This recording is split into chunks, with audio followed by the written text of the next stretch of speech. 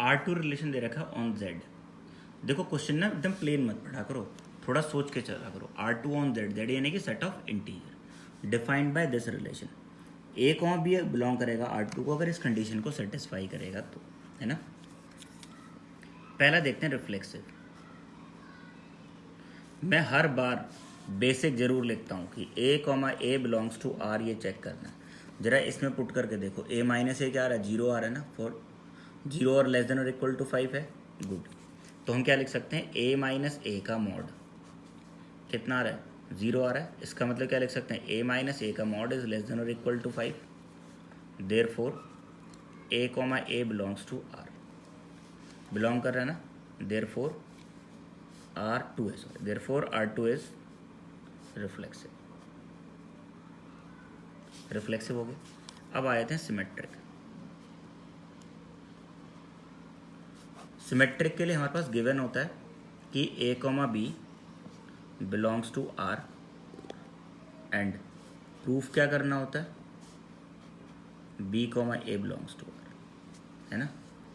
तो पहले इसे ही रख लेते हैं, ए comma B belongs to R2। Definition लगाओ जरा, डेफिनेशन क्या है, modulus of A minus B is less than और equal to 5, modulus of A minus B is less than और इक्वल टू 5। अभी से यहीं रोक के ना जरा चेक कर लो प्रूफ क्या करना है। प्रूफ करना है मुझे ये, इसमें डेफिनेशन लगेगी तो बी माइनस ए का मॉड इज लेस देन और इक्वल टू 5। अब बस ये सोचो कि क्या तुम यहाँ से यहाँ पहुँच सकते हो, ऐसा मतलब ना कि जंप मार के यहाँ पहुँच जाओगे, मतलब इसे ये लिख सकते हो, अगर a माइनस बी का मॉड लेस देन 5 है तो पक्की बात है भैया b माइनस ए का मॉड भी क्या होगा, लेस देन 5 ही आएगा, क्योंकि माइनस कॉमन लोगे तो नेगेटिव का मॉडुलस पॉजिटिव हो जाएगा, आएगा ना। तो हम क्या लिख सकते हैं, implies b comma A belongs to R2, therefore symmetric. इस क्वेश्चन में सबसे इंपॉर्टेंट चीज़ जो चल रही है वो ये चल रही है, जो मैं राइट साइड में लेके चल रहा हूँ। अगर इसका ध्यान रहेगा ना तो क्वेश्चन हमेशा हो जाएगा ट्रांजिटिव।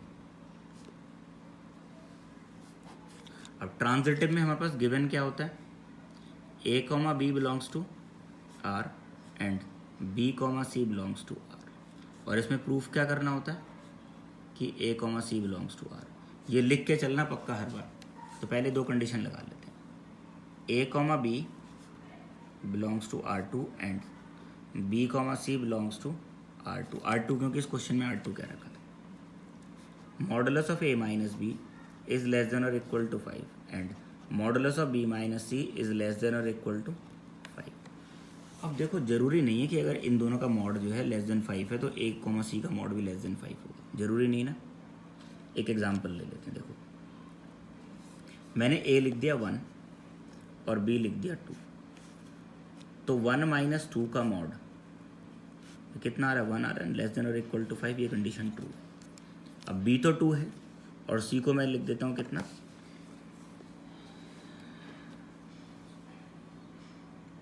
मतलब ऐसे लिख देते कि इनका डिफरेंस है ना 5 आ जाए, तो 5 तो 7 लिख दें, ठीक है। तो बी माइनस सी क्या आएगा भाई, बी कितना 2 माइनस 7 कितना आ गया भाई, माइनस 5 का मॉड कितना हो गया, 5 इज लेस देन और इक्वल टू 5, ये भी कंडीशन ट्रू है। अब जरा चेक करना कि ए माइनस सी क्या आएगा, ए माइनस सी का मॉड देखते हैं कितना आ रहा है, ए माइनस सी 1 माइनस 7 कितना आ रहा है, 6 आ रहा है ना। तो ये तो लेस देन और इक्वल टू 5 नहीं है, तो हम क्या लिख सकते हैं, 1 comma 7 does not belongs to R2। देखो 1 2 belongs to R2, 2 7 belongs to R2, ठीक है, but 1 comma 7 does not belongs to R2, therefore not transitive. जब भी हमें ना लगे कि प्रूफ नहीं होगा तो एक एग्जाम्पल लेके प्रूफ कर लो। अगर एग्जाम्पल लेके तुम प्रूफ कर दो, ठीक है, ध्यान रखना एग्जाम्पल लेके तुम कभी तभी प्रूफ कर सकते हो जब तुम्हें डिसप्रूफ करना हो, यानी कि प्रूफ करना है कि नॉट ट्रांजिटिव, तभी एग्जाम्पल ले सकते हो। अगर तुम्हें प्रूफ करना है ना कि ये ट्रांजिटिव है, तब एग्जाम्पल मत लेना कहीं भी। समझ में आई बात।